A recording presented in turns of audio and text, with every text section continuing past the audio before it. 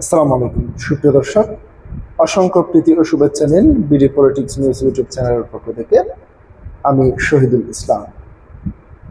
প্রিয় দর্শক, আজকে যে বিষয়টি নিয়ে কথা বলবো সেটি হচ্ছে কুষ্টিয়া ৩ আসনের জামাত ইসলামের সংসদ সদস্য মাওলানা আমির হামজার সংসদের আগামী ২৬ ও ২৭ অর্থ বছরের যে বাজেট পেশ করেছে সরকার, সেই বাজেটের বিরুদ্ধে মন্তব্য করতে গিয়েছে তিনি যে বক্তব্যটি দিয়েছেন সেটি সামাজিক যোগাযোগ মাধ্যম সহ সব জায়গায় ভাইরাল হয়েছে।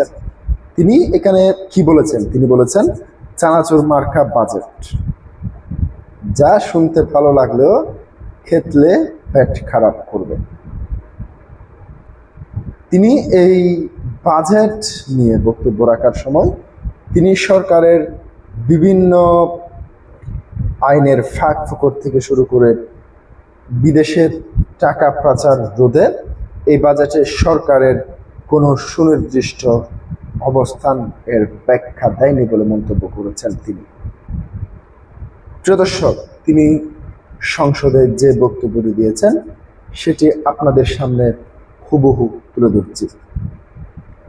২০২৬ ও ২৭ অর্থ বছরের প্রস্তাবিত বাজেটকে লুটপাটের বাজেট হিসেবে অভিহিত করেছেন কুয়াকাটা ৩ আসনের সংসদ সদস্য আমির হামজা। বুধবার ১৭ জুন জাতীয় সংসদে বাজেটের উপর সাধারণ আলোচনায় অংশ নিয়ে তিনি এই মন্তব্য করেন। অধিবেশনে সভাপতিত্ব করেন deputy speaker barrister Kaiser Kamal. Budget নিয়ে তীব্র সমালোচনা করে আমির হামজা বলেন, এই বাজেট অনেকটা চানাচুর মার্কার মতো, যা শুনতে ভালো লাগলেও খেলে পেট খারাপ হয়। তিনি দাবি করেন, সরকার বাজেট নিয়ে আনন্দের কথা বললেও বাজেট উপস্থাপনের পর দেশের বিভিন্ন স্থানে বিক্ষোভ ও মানববন্ধন হয়েছে। বাজেট আলোচনায় তিনি অর্থ পাচার রোধে সরকারের সুনির্দিষ্ট নীতি ও জবাবদিহিতা নিয়ে প্রশ্ন তোলেন এবং বিগত সময়ের মতো এবারেও বাজেটের অর্থ যেন সরকারি দল সংশ্লিষ্ট ব্যক্তিরা পাচার করতে না পারে তার নিশ্চয়তা দাবি করেন। এছাড়া তিনি শিক্ষা খাতের সমালোচনা করে বলেন যে মাদ্রাসাগুলো যুগ যুগ ধরে অবহেলিত, তিনি ইবতেদায়ী মাদ্রাসা এবং প্রতিটি জেলায় একটি করে ফাজিল ও কামিল মাদ্রাসা জাতীয়করণের দাবি জানান। একই সঙ্গে বিশ্ববিদ্যালয়গুলোতে গবেষণার জন্য বাজেট আরও বৃদ্ধির উপর গুরুত্ব আরোপ করেন।